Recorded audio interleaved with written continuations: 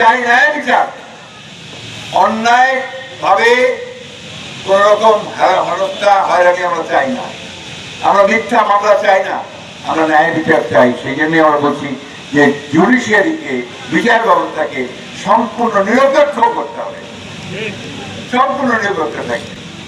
আমরা বলছি যে পুলিশ প্রশাসন সে তার মতো করে কাজ করবে, ওই সরকারি দলের হুকুমে কাজ করতে হবে, এই কাজ যেন তাকে করতে না হয়। ঠিক আছে, ওকে ধরে নিয়ে আসলো, ওকে ছেড়ে দেওয়া ছেড়ে দিও, এরকম কাজ যেন করতে না হয়। পুলিশ বিভাগের, পুলিশের যে কাজ আছে, তার যে ম্যানুয়াল আছে, তাকে রাষ্ট্র তাকে যে দায়িত্ব দিয়েছে সেইভাবে সে কাজ করবে। ঠিক আছে না? আর সরকারি অফিসে কোন কাম হয় না ঘুষ না দিলে। ঘুষ দেওয়া হবে তাহলে কাম হবে, তাহলে কাম হবে, ওইটা বন্ধ করতে হবে। আমরা